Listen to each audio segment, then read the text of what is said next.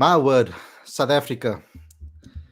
What they do to me as a cricket fan, I do not know. It's craziness that happens with me every single time I watch the Proteas play.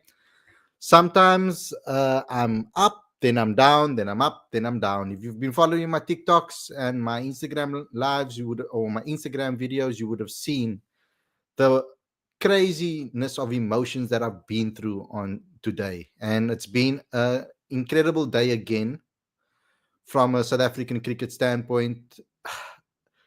There's very amazing highs and some lows too. So we kind of caught in the middle over there when it comes to covering this game, trying to give ourselves the best opinion about this match. I mean, it was quite a crazy match. Again, a match a day for the bowlers from both sides, of course. But South Africa fighting, and that's why the title of this video is "Fight, Fight, Fight," because that's all we can do right now as a South African fan base is be there to support the Proteas, and the Proteas need to fight as hard as possible to try and restrict Australia to the lowest lead as possible, so that we can have almost 3 days to be able to chase down that total. So how we are in this match, it's absolutely crazy and madness, but we are still there fighting. So I'm going to still believe as long as I'm a Proteas fan. I mean, that's all I can do right now. But before we get going, before we get started, there's a couple of things I'd love you guys to please do. First and foremost, subscribe to the channel, click that notification bell for all future videos,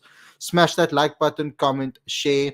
And don't forget to download the latest issue of Cricket Fanatics magazine monthly. Every issue is 100% free, straight to your inbox every single month. The link is on the screen right now, as well as in the description. So without further ado, let's get straight into today's video.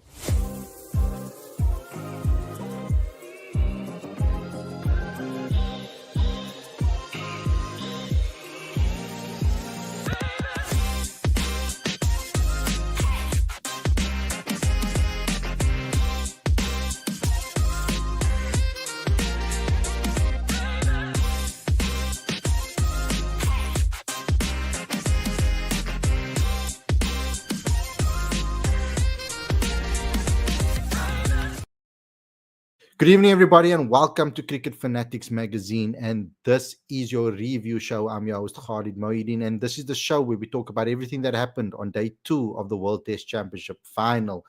Today is a fan calling show, but I want you guys to just hold on a bit, maybe 10-20 minutes before you start calling in, because the first and foremost, what I'm going to have to do is cross over to London immediately to discuss what happened today with James King.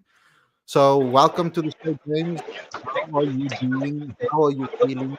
Today's the day of bowling from Cummins, 3 from Lungingiri, 3 from Rabada, 1 from Mulder. It's been a crazy day. And then also Marco Jansen in the wickets as well. Looked like he's going off at the stage, and then he's continued bowling. How do you summarize what happened today, James? Oh, just crazy cricket, Khalid, as you said. I mean, South Africa looking like in that first session that they'd taken the advantage. A lot of the pundits here saying that they won that first session, just the 1 wicket.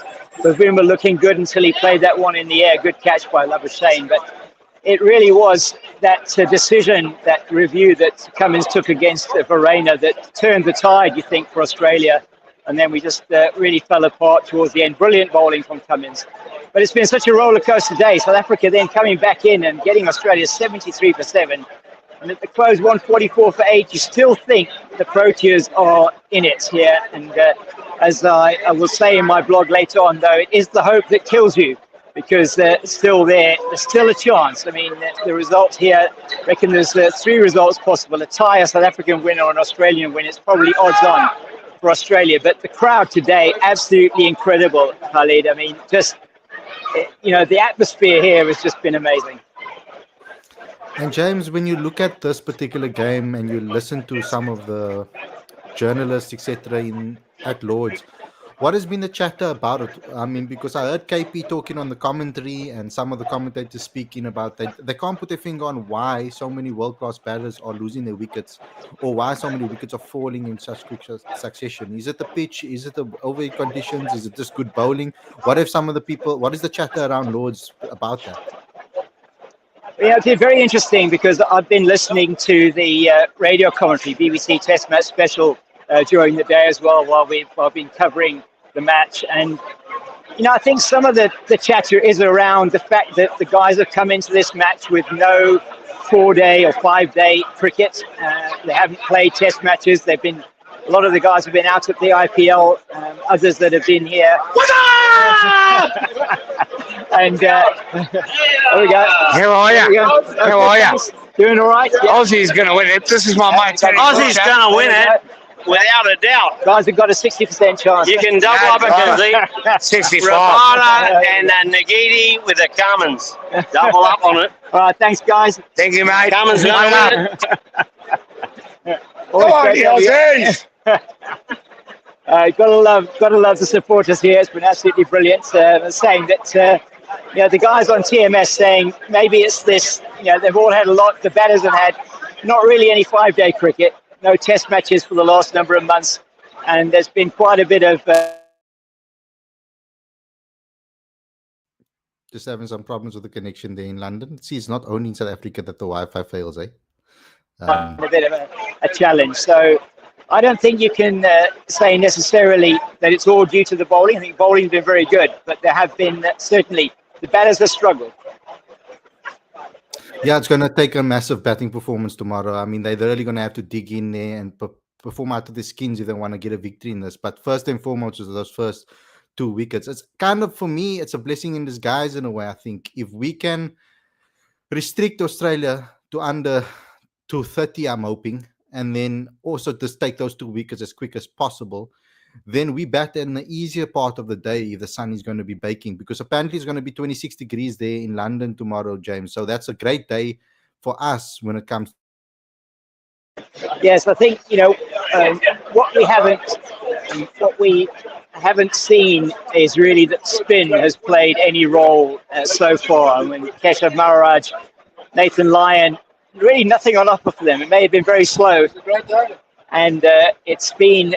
So we're not necessarily going to see that spin will play too much of a role. Maybe towards, if it was going to go to 4 days, but the pitch is still good.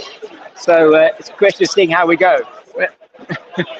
As some lovely fans that are going past us here. So, yeah, I think South Africa will maybe, if they can get those 2 wickets early tomorrow, hot day, out of the sun for the Australian bowlers. They haven't had much of a rest, although they didn't bowl that many overs in the first innings.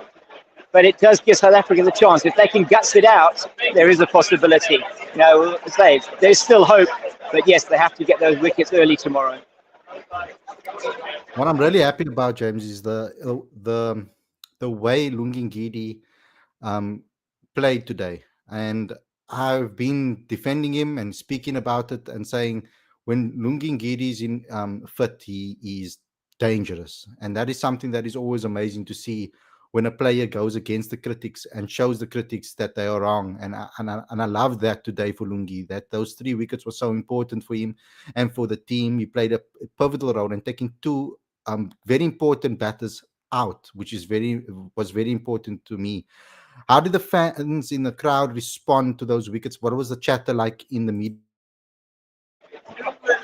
Just incredible. I met somebody earlier on today, and he was busy messaging me and just saying how incredible it was, the atmosphere in the ground, just the fact that South Africa had fought back. And Lungi, he really struggled to look like he didn't get into his rhythm, but once he got that first wicket, he was a different bowler.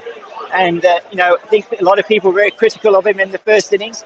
Didn't bowl well. He hasn't played 4-day or 5-day cricket since last year, August. So a little bit rusty coming to this. He was absolutely brilliant in that session after tea when he came on and bowled 9 overs on the trot. In fact, that's his second longest ever spell in one spell in Test cricket. Highest has been 10 overs on the trot. So he came back really well, and he looked like he was on the money. Once he got his accuracy there, it was very difficult to play. James, I'm going to ask you to just give your final thoughts heading into day 3. How do you think the Proteas should approach it? What would be a good total to chase, etc.? I think it's going to be very interesting to see. I mean, what they can't afford to do is have what happened in the first innings where they went ultra defensive initially. I think it's going to be very important. Aidan Markram's role and the role of Ryan Rickerton opening the batting, I think, is going to be very important. And we'll see when they come into bat tomorrow what it's going to be like. No doubt they'll have the heavy roller on, and they'll see if they can try and flatten this pitch out. It is dry, and hopefully tomorrow, with the overhead conditions being warmer, will mean that South Africa have got the best of the batting conditions in this test match. We do know that the Australians have a brilliant bowling attack.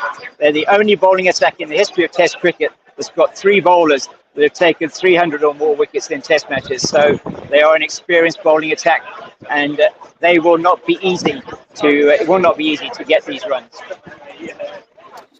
James, thanks a lot for coming on the show and sharing your views with us. You gave an amazing summary. Makes my job a lot easier because now I can just go straight to the live chat and to the fan comments out there. So I'll speak to you again tomorrow. Hopefully it is on the positive side from a South African perspective. So I'll speak to you very, very soon.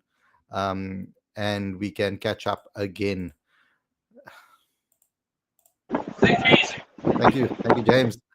Okay, guys, so that was James King coming live from London, from Lords, and amazing summary there. We kind of summarized everything when it comes to South Africa.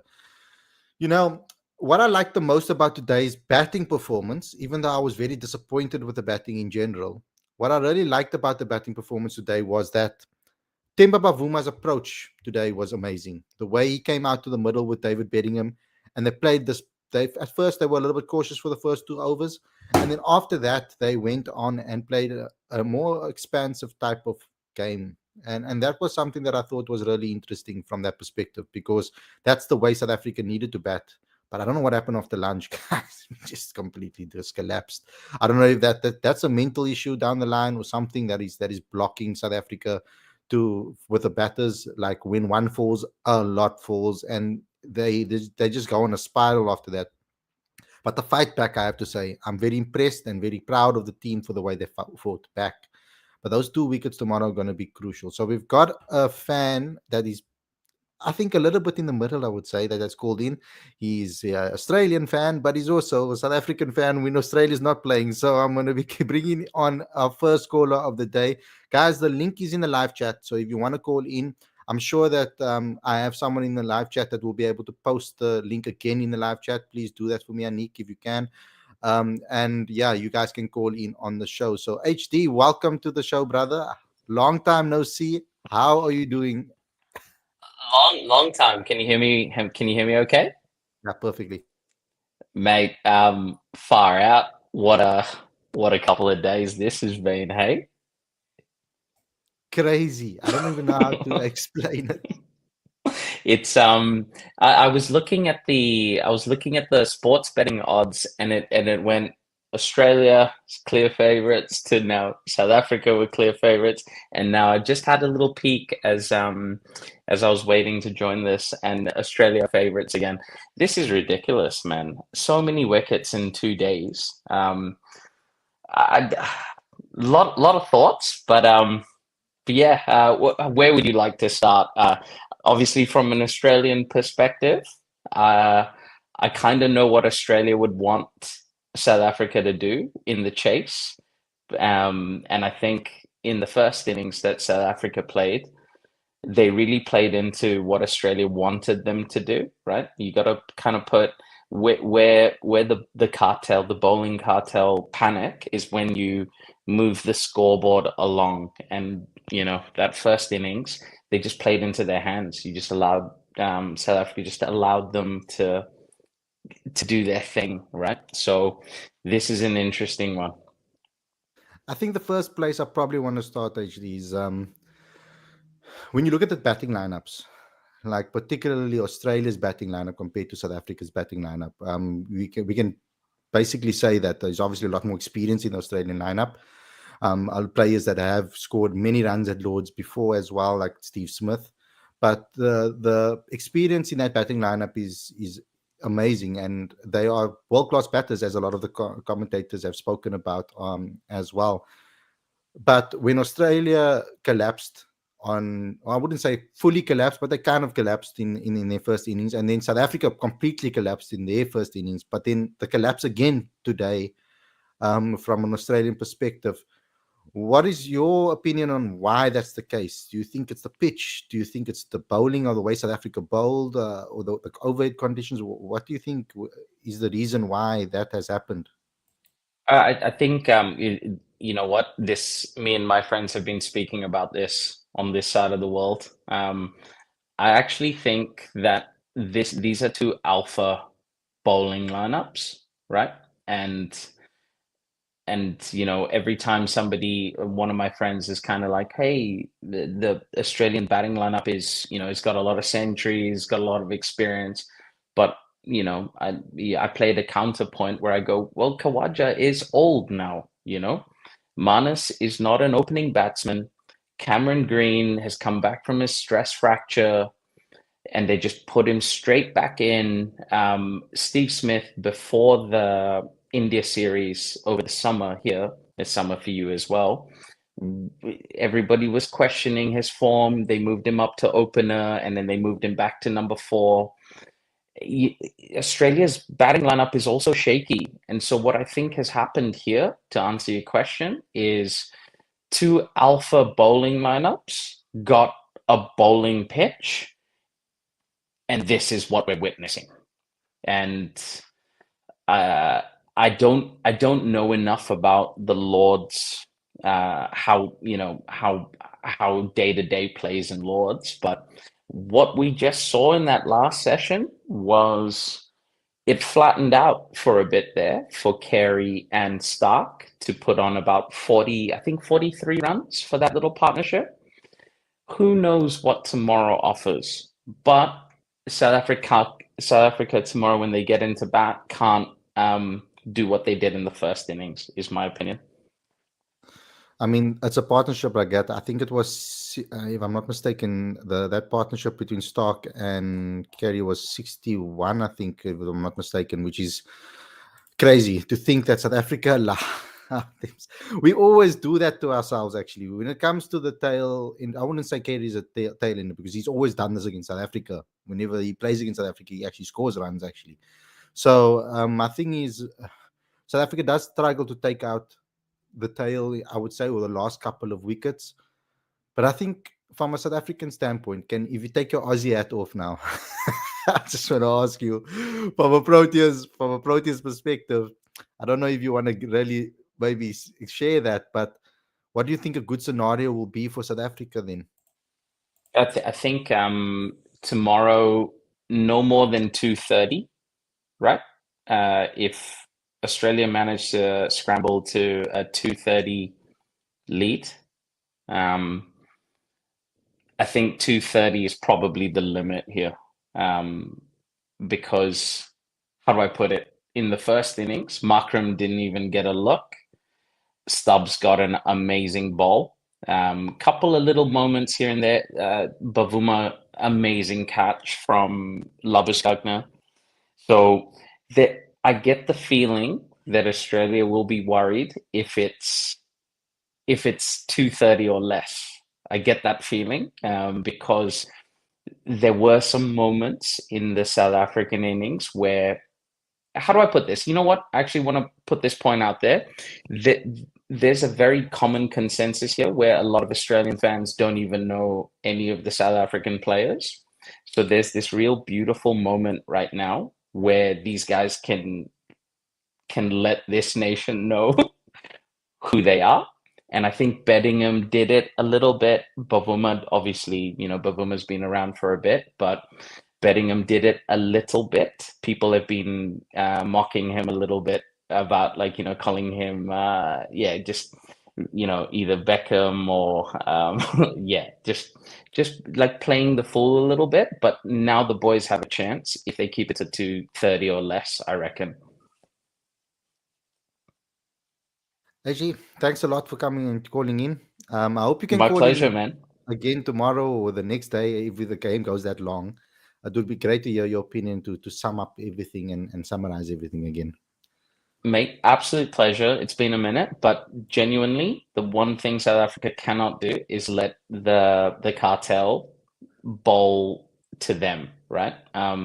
They got to kind of throw them off their line and play some shots. That would be hopefully apparently it is a sunny day tomorrow as well. So apparently we've heard this. It's going to be a good day for batting tomorrow. So we'll see. We'll see. We'll see. 26 degrees in England, which is hot for them. So let's hope and see. Mate, absolute pleasure. I'm going to check Thank out. you. I will be online for the next couple of days. All right. So I'll check in with Okay. you. Awesome. See you, my friend. See you, Bye. brother.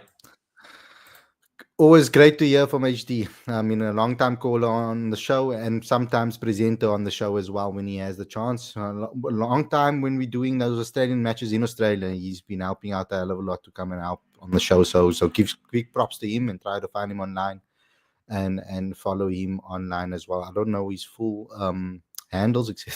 That's not gonna help really much. But anyway, let me. It's the live calling show, guys. The link is in the live chat. I asked someone in Anik there to come put it in the live chat again, but I see he failed me. I'm gonna hear earful from him tomorrow for saying that live on stream, but it doesn't really matter. The live chat, it is in the live chat. It's pinned to the live chat. If you want to call in, come have a call on the show. Let me read out some of your comments. If you want me to read out your comments, definitely then contribute with a super chat. Then I will definitely have to read your comments because I don't read every single one of them. I try to get to the ones that I can. So Just Ginger Josh says, I know Rabada has a closer relationship with Lions than most of us, but Josh, why did you bite me into saying that? I should have read the comment before you said that. But surely you can control the nobles better. The nobles have been a big problem. The nobles have been a big problem when it comes to South Africa today. It's been actually quite terrible the way they performed. The amount of nobles that they bowled is ridiculous, and all of the bowlers, not only Rabada. Lorenzo says, how are we still in this match? It's crazy. Going to be a very, very tough chase, though. It's 100% is. Sabikan says it's 50-50 today. Micah says, our bowlers have really kept us in the game. Markram has to step up in the last innings. PBG3 says, great comeback, but target should have been within 175. PBG3 says, also too many no balls. Good comeback from Ngidi, but still think Pato would have been a beast on this pitch. Micah says, did Plank drop the WTC mace? I don't think so. I think the batters let us down heavily today, to be honest with you. That's my honest opinion. I think they're better than 138 all out. Tex, we should have been chasing 170, but it will be very hard. Cyber says, I hope not. In this PBG3 says, in this pitch, attacking is the only option. Micah says, if we want to be the best test nation, we have to chase it down. Come on, boys. Avish says, full of praise for our bowlers. They're keeping us alive in this game. Our batters need to deliver tomorrow. They owe it to the bowlers. And that's my thing about this whole thing.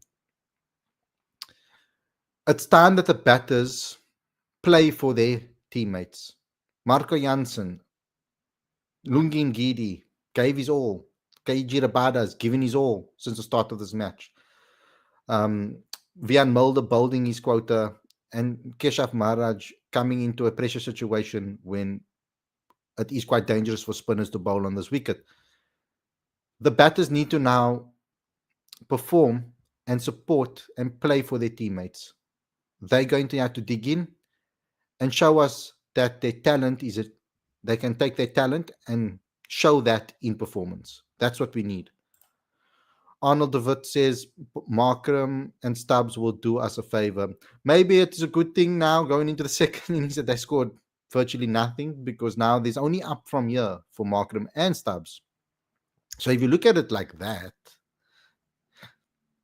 then that could be a big chance. Anik says Ngidi for president. PBG3 says probably the toughest day for South African cricket tomorrow. It all in their hands. Bryce says you cannot be a South African and Aussie fan. Does not compute.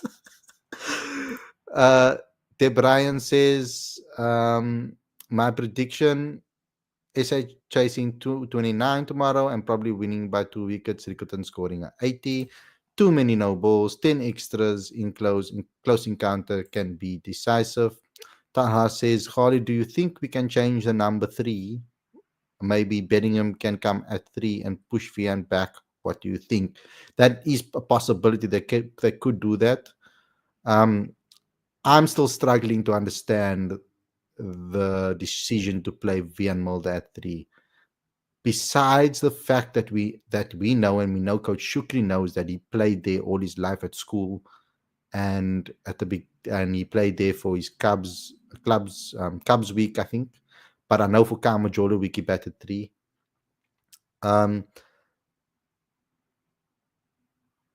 It is a decision that I'm struggling to understand, and it would be awesome to sit down and have a chat with Coach Shukri to ask him the reasoning behind that and what he sees in Vian Mulder. I didn't get to be at the press conference to ask him that. So I'm not in London. Dex, if we go with that defensive approach with the bat again, we will lose. Tala says, because 2 early wickets and we lose 2 early wickets and we will crumble under pressure. Davian says, batters can't just survive here by blocking, as eventually there will be a ball with their name on it. So best is to play shots and get going.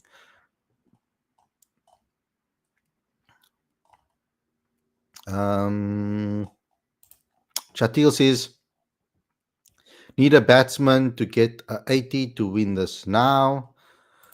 The Brian says, 2 best teams in WTC final. What a game. Pratik says, SA batting is the real worry. Will they be able to chase that target? Will the match go till day 4? That is the big question that everybody is trying to understand. Suraj says, with 200 plus runs on the board, Australia with a great bowling attack, Australia are real favourites. Pratik says, a batsman like Alga is must here, gritty, and who kept a real price on his wicket. Suraj says, South African batters needs to bat with positive intent. If they bat like bowling machine, then they will lose by 100 plus runs. Dean Alga was a real fighter, man. But his time came up. Pratik says Bavuma is the best batsman for SA. He should take the number 3 spot. Suraj says exactly, Bavuma needs to take responsibility and should bat at 3. Chatil says 126 for 5 to 138 stung. Mali says King Rabada. Chatil, does SA need to play baseball to win this now? Not baseball, man. That's ridiculous. We've got 3 days left of the test match if we can bowl them out tomorrow morning early. We need to play sensible cricket. Like Bavuma and Bellingham got the right start. They just needed to continue. Bavuma got a crazy catch from Labuskaghni or Labuschagne, whatever you want to say. That's the craziness about this whole thing. That wicket doesn't fall. We're sitting in a very, very different predicament, but I guess anybody could say that about their team. But if they bat like that, the way they batted was really good. Running between the wickets while hitting the bad balls away. That's how you put pressure and add pressure. The only thing is that Australia is crazy. Australia is a type of team that can have a very terrible spell, but then they just find their way back to jump. They pull themselves back from difficult times, from absolutely difficult times. Guys, the call-in link is available if you guys want to call in and have your say. I'll give you about 3, 4, 5 minutes to be able to give your opinion. Tell me about what your thoughts were today and then what you think South Africa should do tomorrow. So the link is in the live chat, and also it is linked to the live chat at the top. It's pinned. So if you want to give your say. Apple, don't know what that says. Bowlers have done everything possible to keep us in. Batsmen, especially Markram, need to step up tomorrow. Of course, he says, I feel they need to reshuffle batting order, get Bellingham at 3 and Mulder move just behind Verena. I think the smarter thing would be to move Pavuma to 3 if you're going to shuffle around the batting attack. But I doubt that will happen. I think Coach Shukri thoroughly believes in Vian Mulder, and I don't think he would want to maybe what's the word I'm looking for?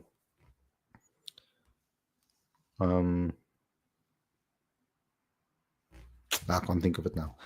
I don't think he wants to go against Vian, and my brain is still scattered from this today. It was such a roller coaster today. I was really up and down with my emotions. I did a video on the batting and saying how terrible it was, and then I did a tea video a couple of maybe 20 minutes later explaining the tea report, and then I was back to celebrating again when we were taking all those wickets. So it's something that is crazy. Betray his trust, that's the word I'm looking for. I don't think that Coach Shukri would want to betray Vian Mulder's trust that he has in him. What does that do to him now? He's made the decision. I think he kind of needs to back it now, and go fully behind that. Tala says, I'm feeling very positive that we can do this. Pratik says, for me, Markram would be the key. If he gets it going, that will give a lot of confidence to the batting order to chase down the total. So that is, I really want to see big-hearted players and positive mindset players who never give up. The type of players to play for South Africa. Don't want to see loser players, nervous players to play for South Africa. Burton says, evening guys, we are not out of it. We are in it. Our top 3 needs to step up and do the hard yards in the front. Then Timba can come finish for us. We are definitely in it, guys. Let's get behind our boys. And we are thoroughly behind our boys. And I think that is an amazing way for me to end this review, because that's exactly the type of mentality that I want our fans to have. Support the guys, send them positive vibes, not negative vibes, and let's get over the line here. 2 quick wickets tomorrow morning. Go in, be difficult to beat, hit the bad balls away, run hard between the wickets, knock away at Australia's total, and let's win this, boys. There is 100% an opportunity for us to win this if we can just be clinical. Forget about chokers, tags, and forget about all the criticism. Forget about all the noise online. Forget about the chirping from Australian fans and Australia. Go out there, believe in yourself, play your natural games, and we can get over the line. Thanks a lot, everybody, for watching. I hope you guys enjoyed this episode. Don't forget to obviously subscribe to the channel and click that notification bell for all future videos. Smash that like button, comment, and share to help us in the YouTube algorithm. And don't forget that we'll be back here tomorrow with another review show. Hopefully, it's all positive for South Africa. Thanks a lot for watching, and I'll see you guys soon. Peace out.